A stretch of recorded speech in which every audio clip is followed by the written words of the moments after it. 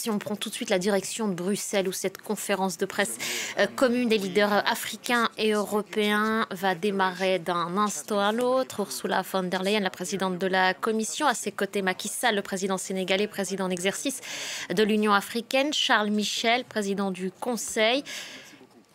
On va écouter cette prise de parole, on se reparle juste après. Les participants ainsi que l'ensemble des délégations qui ont permis de faire de ce sommet un moment politique important tout entier tourné vers l'avenir. Ce sommet, nous l'avons préparé en équipe avec les amis africains et les amis européens depuis de nombreux mois parce que nous souhaitions en faire un sommet différent. Nous pensions en effet qu'il fallait préparer ensemble l'agenda, préparer ensemble aussi une méthode qui nous permette de s'écouter mutuellement, de mieux se comprendre et de mieux intégrer cet indispensable travail pour partager des objectifs communs et déployer des moyens afin de se rapprocher de ces objectifs. Aucun sujet n'a été tenu à l'écart. La mise en place de cette table ronde qui visait à évoquer les différents thèmes, y compris parfois des sujets complexes, des sujets difficiles qui nécessitent de la nuance et qui nécessitent de l'ambition et du leadership. Cette table ronde qui ont été l'occasion de dessiner ensemble les fondations pour un partenariat renouvelé. Au départ, quelques principes sont des principes essentiels du respect mutuel, la volonté de définir des intérêts communs et la volonté d'agir ensemble chaque fois que l'on ressent qu'il y a une valeur ajoutée à cette action conjointe, ce que j'ai envie d'appeler l'intelligence collective africaine et européenne en action. Nous avons eu l'occasion aussi de faire le point sur des sujets très concrets pour lesquels depuis de nombreux mois nous sommes déjà au travail. Ça a été le cas par exemple dans le domaine de la santé. Nous avons eu des discussions sur la manière d'être pragmatique, efficace, de mettre en œuvre des capacités de développement et de production de vaccins sur le continent africain. Nous avons évoqué ces sujets qui sont extrêmement importants pour l'avenir. Nous avons aussi évoqué le suivi en lien avec des engagements que nous avions pris il y a quelques mois, cher Emmanuel, avec toi, Macky Sall également, et les amis africains et européens à Paris.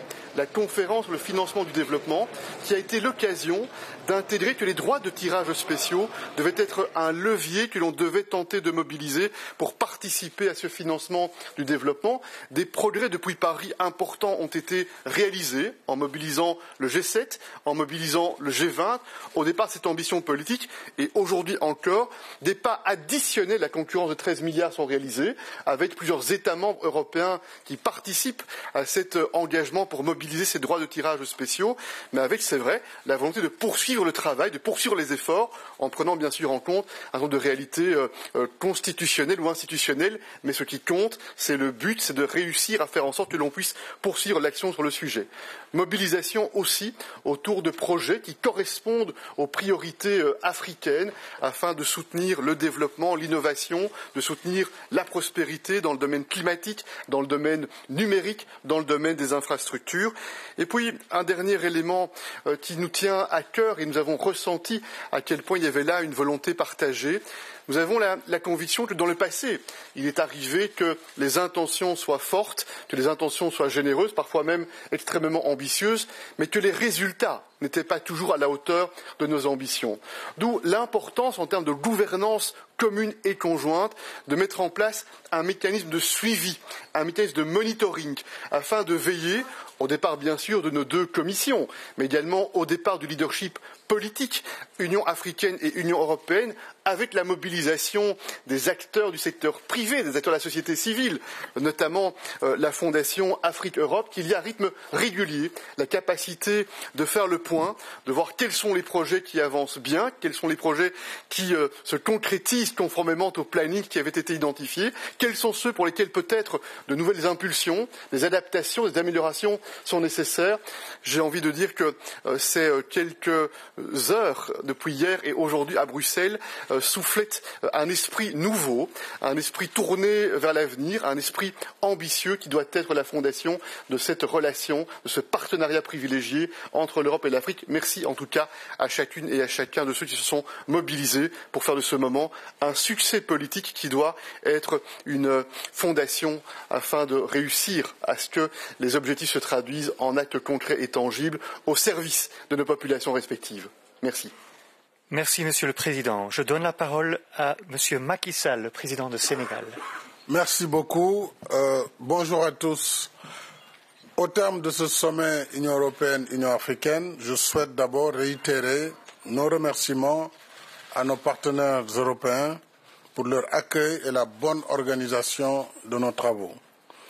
Ce sommet a été innovant, tel que l'a dit Charles Michel, innovant par son processus préparatoire, consultatif, depuis plusieurs mois, avec le président Macron, avec la Commission, les deux commissions de l'Union européenne et de l'Union africaine. Et cela nous a permis, en amont, d'identifier nos priorités communes et de parvenir à des engagements concertés.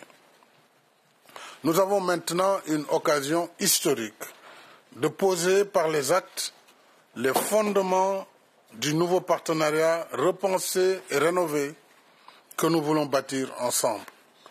Deux impératifs me paraissent nécessaires pour y parvenir. Premièrement, il s'agira de mobiliser les moyens à l'appui de nos engagements, notamment sur la question de la réallocation des droits de tirage spéciaux. Vraiment, un travail remarquable a été fait et hier encore, jusqu'à ce matin, avec le président Macron, nous avons évolué, travaillé avec le Fonds et tous les partenaires de façon à donner une réalité concrète à cet engagement. La production de vaccins en Afrique. Ce matin, déjà, dans cette salle, nous avons assisté à une cérémonie exceptionnelle où la partie européenne essaye de faire un transfert de technologie pour la technologie de l'ARN messager. Et 5 ou 6 pays africains, précisément, ont été choisis comme des hubs, d'abord l'Afrique du Sud, le Kenya, l'Égypte, la Tunisie, le Sénégal et le Nigeria, qui vont, dans un premier temps, bénéficier de cette technologie, des formations nécessaires, mais aussi de toute la régulation qui doit accompagner un tel processus. Et le seul sujet qui restait, c'est le sujet lié aux droits de propriété intellectuelle. Là aussi, vraiment, les conclusions auxquelles nous sommes parvenus sont encourageantes et doivent nous permettre d'ici le printemps, en tout cas dans les mois à venir, d'arriver à un compromis dynamique qui permette de faire avancer le sujet à ce niveau.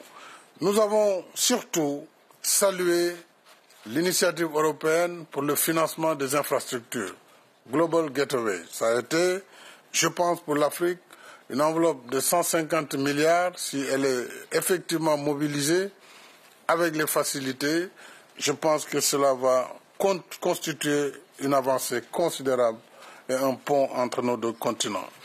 Nous avons créé, il faut créer également une nouvelle atmosphère de travail, une atmosphère mieux adaptée à la volonté politique que nous voulons imprimer à ce partenariat. Il faut insuffler un nouvel état d'esprit aux relations euro-africaines. C'est ce que j'ai appelé hier un nouveau logiciel relationnel fondé sur une véritable vision de partenariat et non simplement une relation d'aide pour une croissance et une prospérité partagée. L'Europe et l'Afrique ont chacune des ressources indispensables à l'autre. Il est de notre intérêt commun d'associer nos moyens et d'en tirer les avantages sur une base mutuellement bénéfique, encore une fois. Ainsi, notre partenariat sera un véritable rendez-vous du donner et du recevoir. Encore une fois, il me semble important que les jeunes et les femmes restent au cœur de notre agenda. Je voudrais pour conclure appeler à la mobilisation générale également en soutien à la campagne Rays of Hope, les rayons de l'espoir, une initiative de l'Agence internationale de l'énergie atomique pour la lutte contre le cancer, dont notamment les cancers féminins, parce que vous savez, dans la moitié des pays africains, il n'y a pas de radiothérapie et ce projet justement vise à doter tous ces pays de radiothérapie pour lutter efficacement contre le cancer. Je vous remercie de votre aimable attention. Merci beaucoup, Charles. Merci, Monsieur le Président. Je passe la parole au Président de la République. Merci beaucoup. Madame la Présidente, Messieurs les Présidents, Mesdames, Messieurs, le président Michel, le président Sall, à l'instant, viennent, je crois, d'expliquer et de dire parfaitement l'état d'esprit, la méthode et dans la durée le changement profond d'approche que nous souhaitons dans la relation entre l'Union africaine, l'Union européenne et nos deux continents.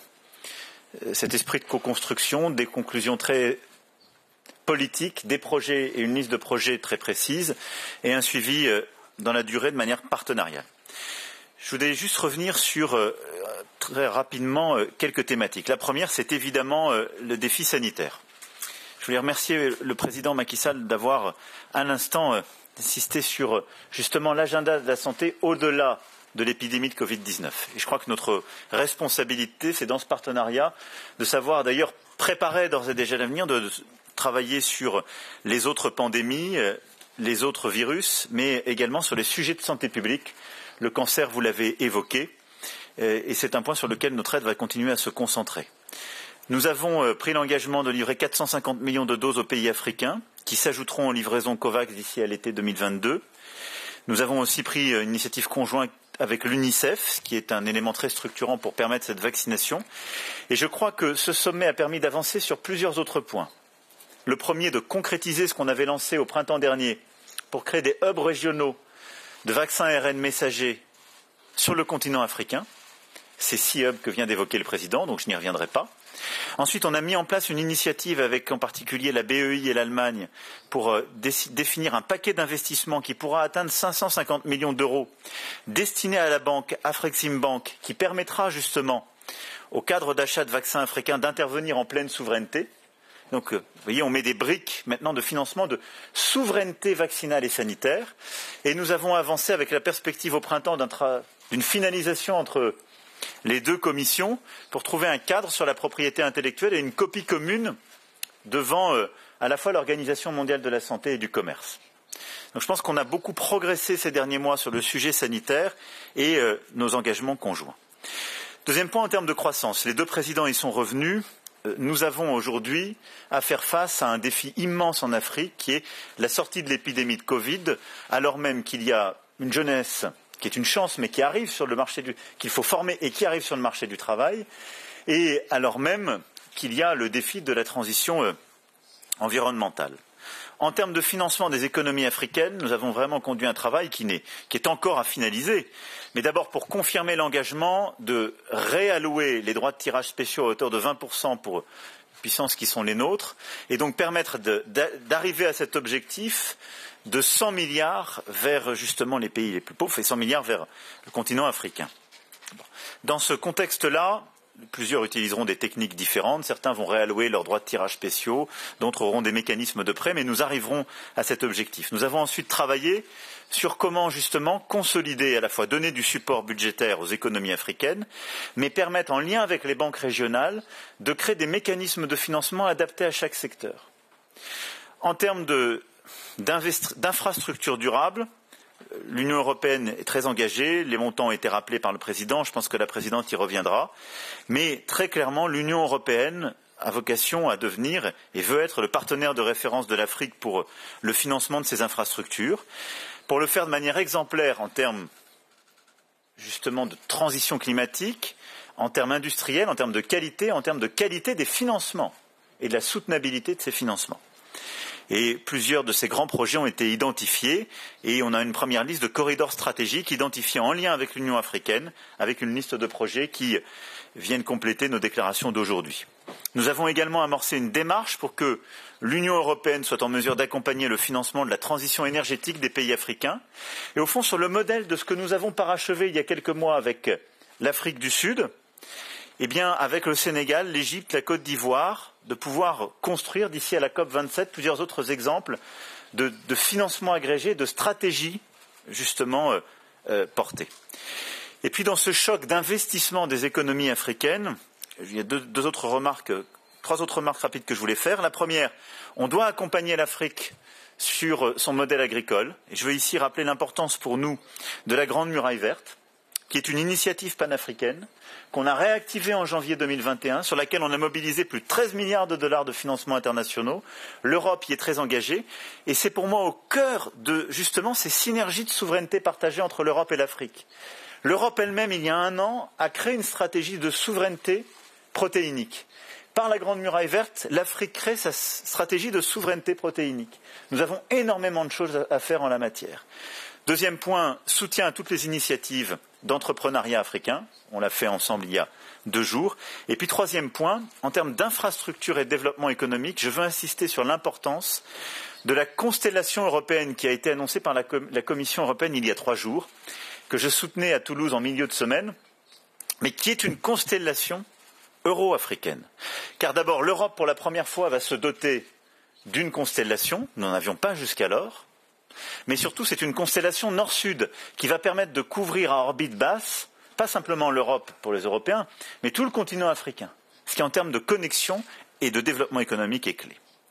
Troisième point sur les sujets d'éducation, de mobilité et de migration, pour aller très vite, je veux ici saluer la proposition faite par le Bénin, le Niger, le Rwanda justement sous leur impulsion d'identifier des centres de formation africains.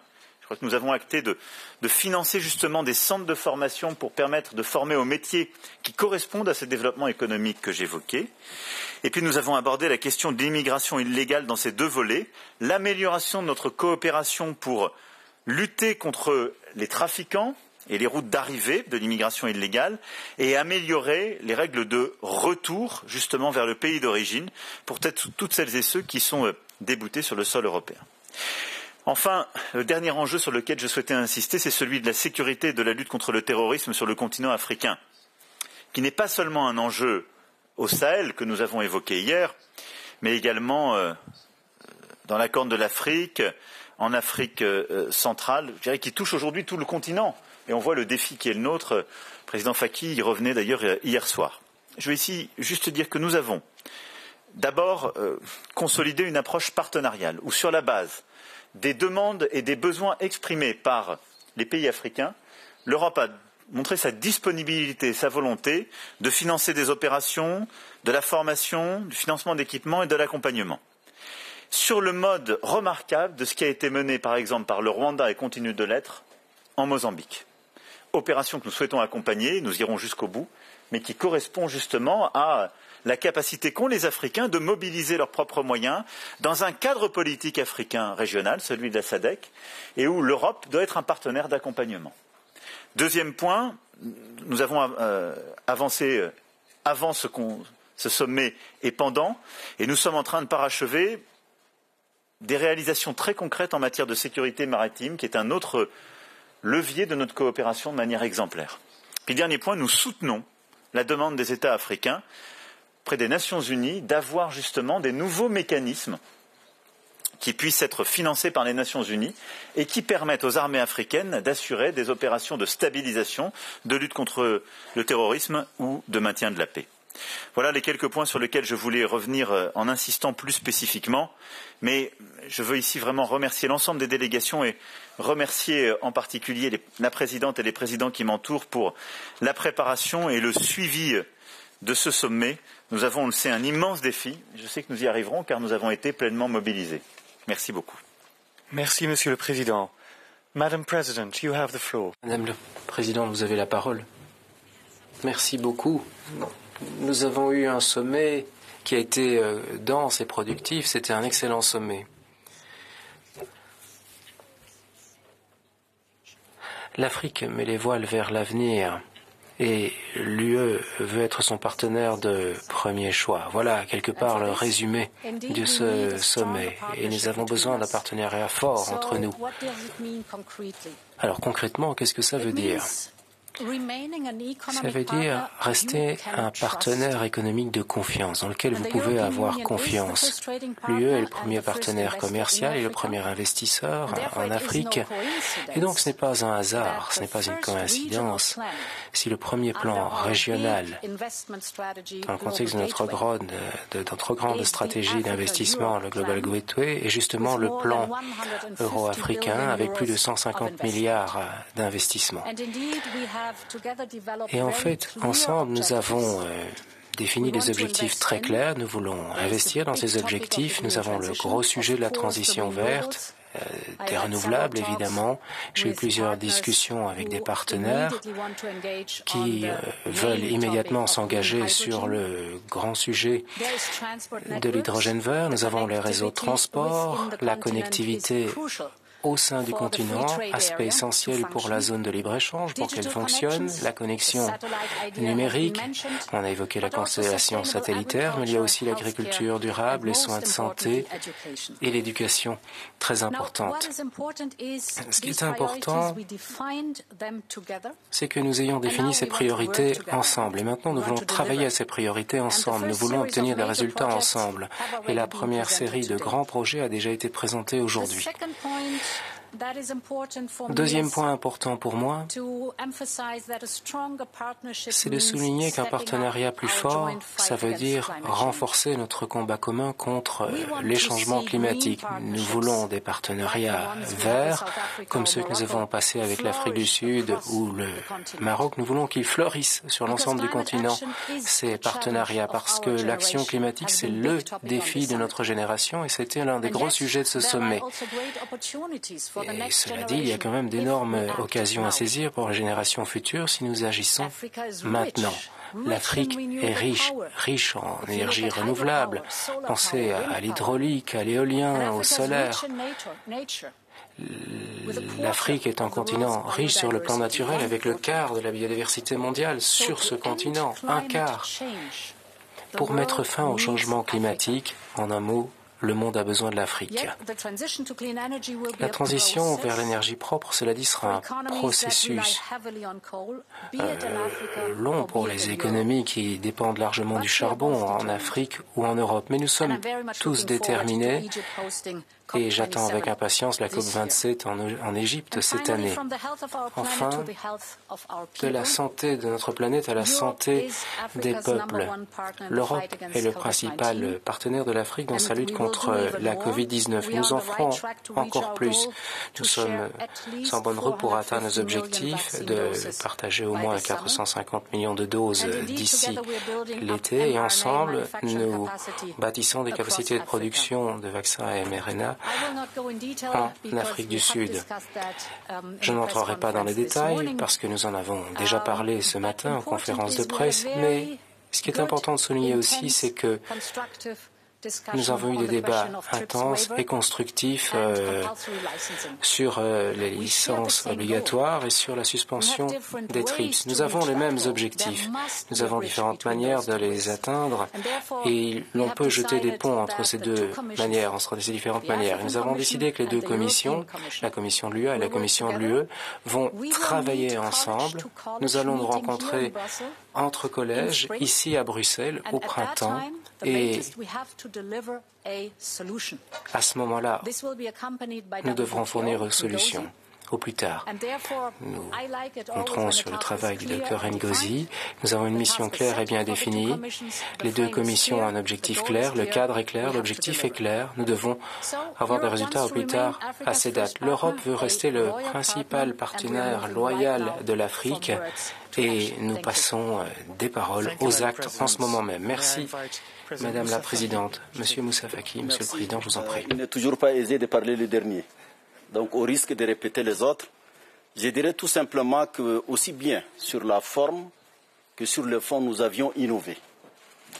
La préparation a été participative, concertée et coordonnée.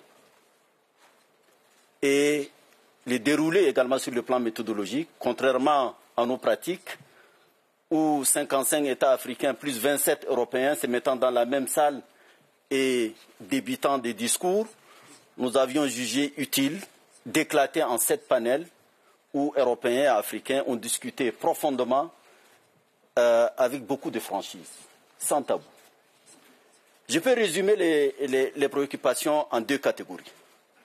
Ce que j'appelle financement de la paix.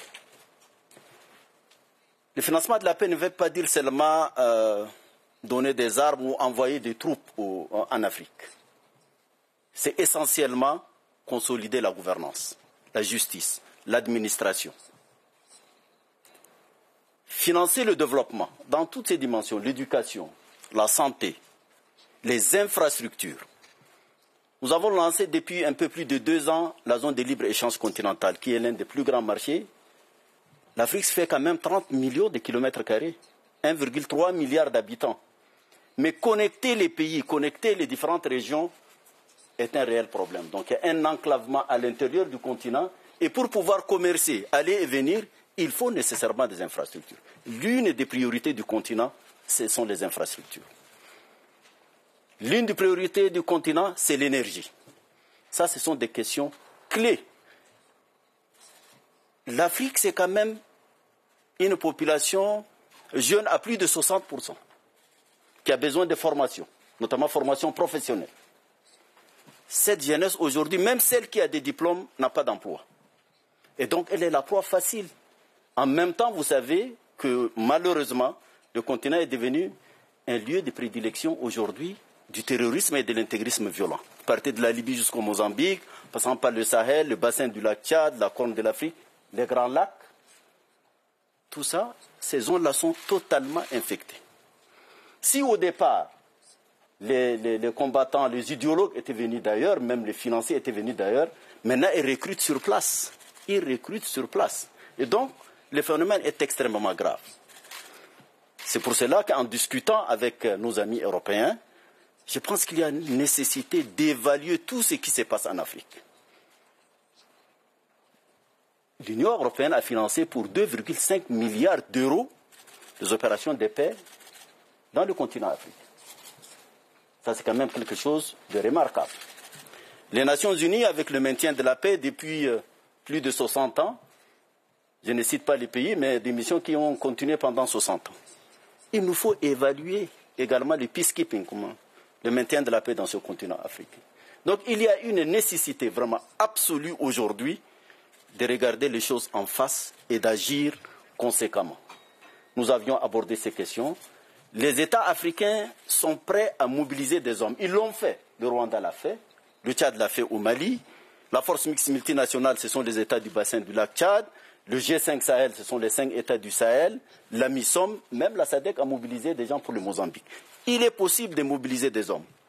Nous avons également dans notre architecture à l'Union africaine des forces en attente, des brigades par région. Je crois qu'il faut qu'on inverse la démarche. Et je crois que nous sommes en train de réfléchir ensemble et nous avons, je crois, un terrain sur lequel il faut procéder autrement.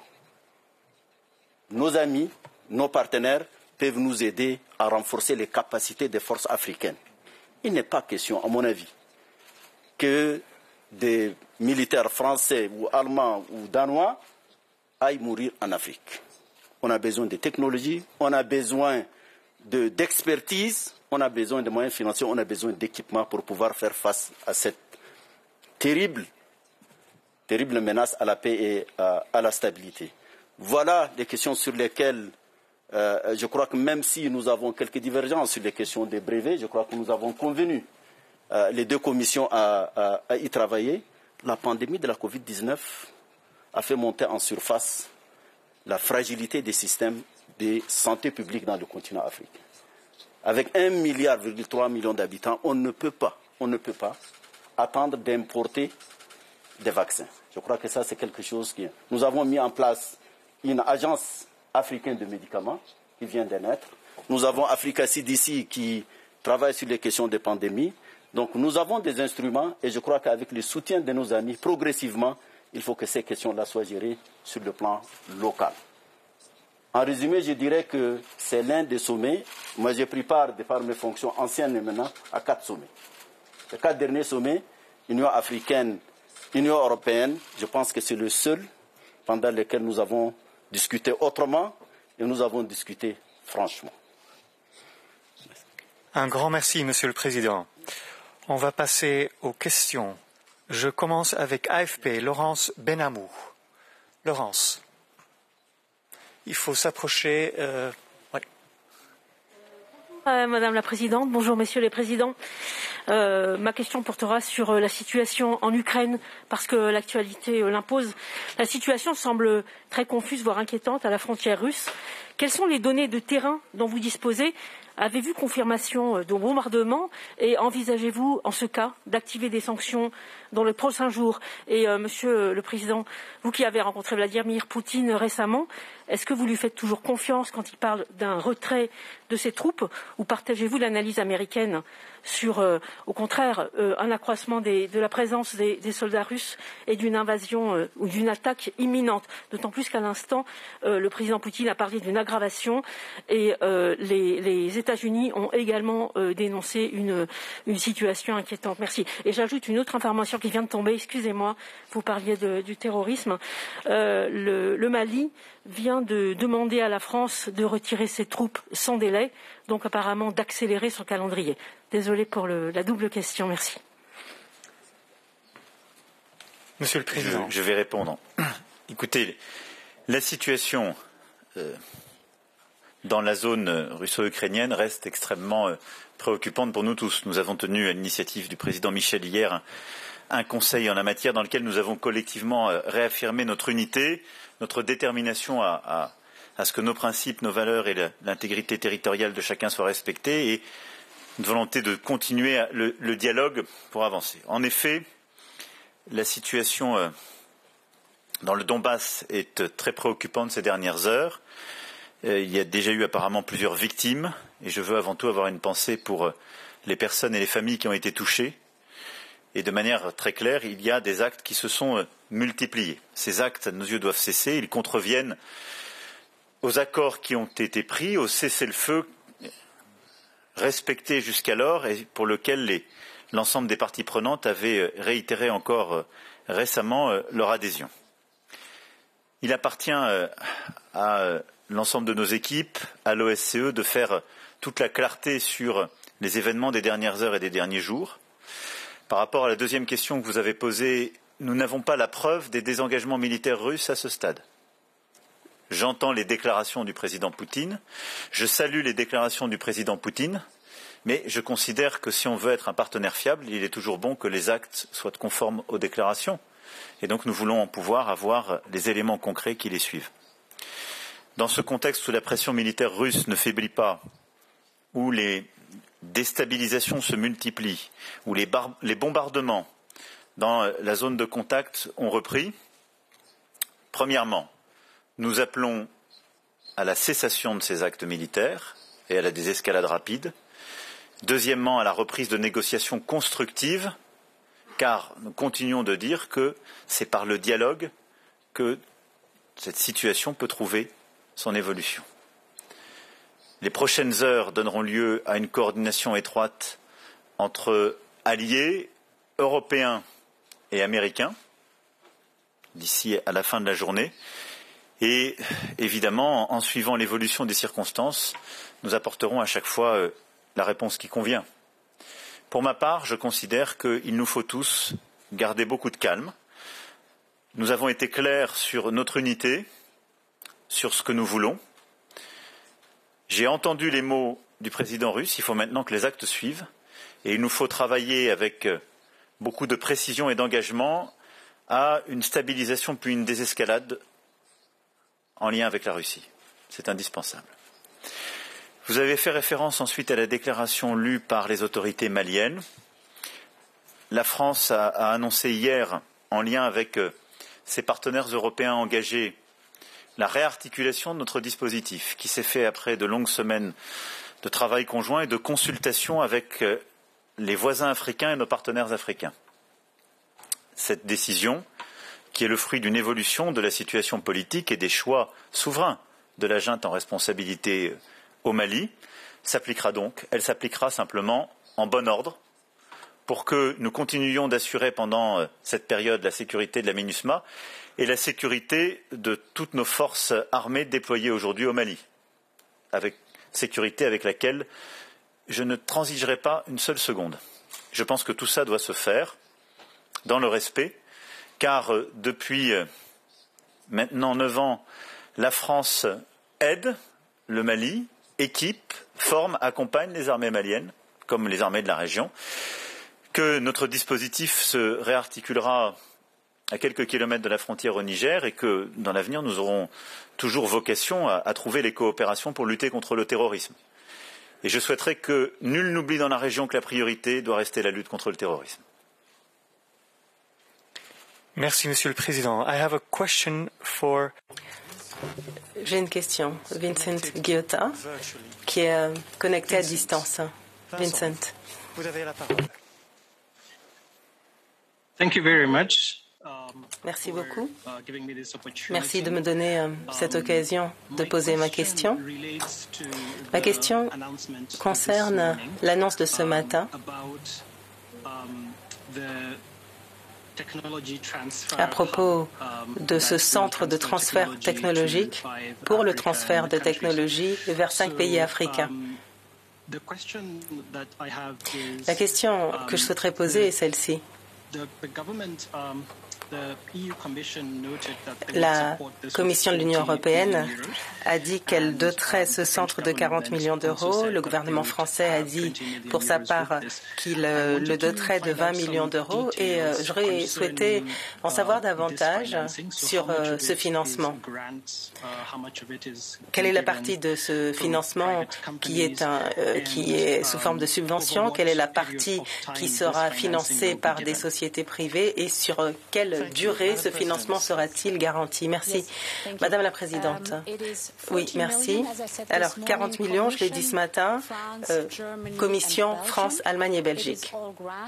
Il s'agit de subventions et ces fonds sont accessibles immédiatement. Voilà une réponse claire.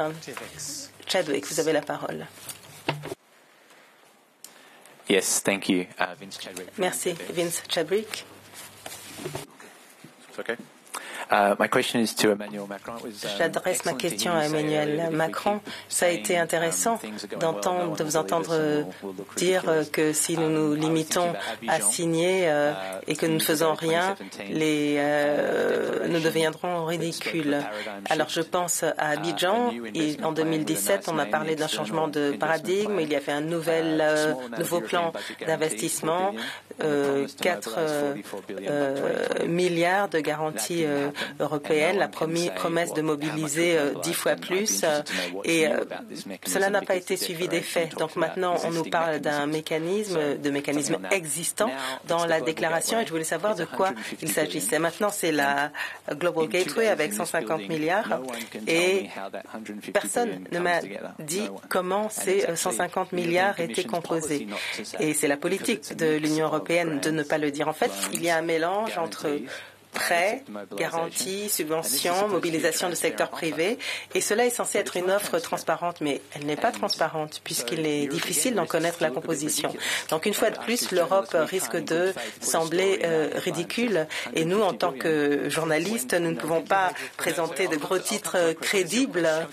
Alors ma question, parce que j'ai déjà interrogé Emmanuel Macron sur le sujet au mois de décembre. Il y a deux ans, Madame von der Leyen a proposé dans le cadre de Next Generation EU 10 millions de plus pour l'Afrique. Et les dirigeants européens ont réduit cette somme pendant leur négociation du mois de juillet lorsqu'ils étaient réunis en Conseil. Aujourd'hui, on parle d'un nouveau paquet pour l'Afrique. Donc maintenant, lorsque vous avez eu la chance de mettre de l'argent frais sur la table, 10 milliards d'euros plutôt que 10 millions, finalement, ça ne s'est pas fait. Alors, comment vous prendre au mot lorsque vous parlez d'un nouvel esprit, de nouvelles dotations pour l'Afrique, alors que nous n'avons pas l'explication? Je peux vous répondre d'autant plus facilement que la France a plaidé pour le maintenir. Simplement, quand on a une discussion budgétaire dans le contexte qu'on connaît et qu'il nous fallait finir le plan, en effet, de relance européen, on fait des compromis. Et donc oui, il y a beaucoup de lignes qui ont été coupées en parallèle et qui ont conduit à des réductions budgétaires. Maintenant, le paquet complet d'investissement de l'Europe, lui, a largement augmenté. Donc je comprends que vous regardiez une ligne. Ce que je vous invite à regarder, c'est combien aussi, à travers le plan de relance européen, nous avons contribué au développement africain. Je vais y revenir. Mais vous avez totalement raison sur ce compromis budgétaire qui a été fait. Il a été trouvé. Ça n'était pas notre position. On l'a accepté pour faire passer l'ensemble. Deuxième remarque par rapport à votre deuxième question. L'Europe, sachez le reconnaître, en juillet 2020, a quasiment doublé sa capacité budgétaire commune. Donc on peut regarder une ligne budgétaire, moi je préfère regarder l'ensemble. On a doublé notre capacité budgétaire à travers notre discussion. Parce qu'on a décidé, c'est une réalité. Si, parce qu'à travers ces capacités, qu'est-ce qu'on a aussi fait? L'Europe a créé des capacités de production de vaccins. Je vais vous dire très clairement, dans ces cas-là, je suis tout à fait prêt à ce qu'on ait une forme de grille de lecture africaine du budget européen. C'est comme ça qu'il faut faire. Mais vous regardez une dépense fléchée. Moi, je vous dis, vous avez tout à fait raison, il y a eu un compromis. Le résultat de ça, c'est que ce n'est pas une ligne de 10 milliards. On a au fond étendu de plusieurs dizaines de milliards le budget européen. Il a doublé. Dans le cadre de ce plan de relance, qu'est-ce qu'on a fait? Des actions communes. Par exemple, sur la production de vaccins. Grâce à ce plan de relance, l'Europe est devenue le premier continent, la première espace au monde en termes de production de vaccins. Elle a pu être, et c'est matter of fact aussi, le seul espace qui n'a jamais mis d'interdiction à l'export. Et l'espace aujourd'hui qui a d'ores et déjà donné et exporté le plus de vaccins. Quel est le continent qui est le premier bénéficiaire? L'Afrique. N'y aurait-il pas l'Europe? Je vous invite à regarder quelle est la réalité des transferts chinois et américains. Et donc, reconstituons dans ces cas-là, en toute honnêteté, ce qui, dans le budget européen de juillet 2020, est allé à l'Afrique, en don de doses, en capacité à produire. Donc voilà, il faut qu'on soit simplement honnête avec nous-mêmes. Vous avez raison qu'il y a toujours des choses qui sont très techniques et compliquées, mais dans ces cas-là, peut-être que c'est bon pour le débat collectif. Ayons une lecture du retour vers nos politiques africaines, de ce qu'on peut faire à travers nos choix. Je suis sûr d'une chose, à la fin des fins, on a fait beaucoup plus que ce qu'on aurait fait s'il n'y avait pas eu la discussion de juillet 2020, et pour l'Europe et pour l'Afrique. Ensuite, il y a une vraie différence pour moi avec Abidjan. Vous avez tout à fait raison que l'agenda d'Abidjan, il a été percuté par la crise Covid. Et donc, c'est tout à fait vrai que, 22 ans plus tard, on s'est retrouvé pris dans le cadre de nos exécutions. La Commission a changé, même s'il y a une continuité sur ces grands projets qui enjambent les échéances démocratiques, et on a été pris par la Covid. Donc nous n'avons pas délivré cet agenda. Maintenant, deuxième proposition de transparence, moi je souhaite qu'on puisse regarder ensemble qu'est-ce qui a été fait, qu'est-ce qui n'a pas été fait. Je suis pour la transparence, c'est comme ça qu'on pivote. Ce qui est sûr, c'est que pour avoir été présent à Abidjan, même si j'étais un nouvel entrant, moi la méthode ne m'avait pas satisfait. Parce que comme l'a dit Moussa Faki très justement, tout le monde lisait son speech, il n'y avait pas de partage d'agenda. Là, je crois qu'on a eu une méthode dans la préparation et dans ce qu'on a fait où on voit très bien la liste des choses à faire. Et l'engagement qu'on a pris, ça c'est un vrai changement, c'est qu'il y ait tous les 6 mois un rapport qui soit fait. Donc pour moi, regardez ce texte aujourd'hui, regardez le texte d'Abidjan, ils sont quand même très différents. Regardez la liste des infrastructures financées. Nous n'avions pas une telle liste à Abidjan. Et la méthode de suivi et de responsabilité de transparence est aussi différente. Maintenant, je suis attaché comme vous à cela, donc je propose qu'on puisse travailler pour vous donner la pleine transparence sur d'abord ce qui a été fait dans le cadre du plan de relance européen pour l'Afrique et de la bonne exécution du dernier plan d'Abidjan, parce que c'est le meilleur moyen d'être crédible pour ce plan-là. Je ne sais pas si Madame la Présidente veut me compléter ou me corriger. Non, this is absolute. C'est tout à fait complet comme réponse. Voilà, il est un peu plus de 15 heures passées ici à Paris.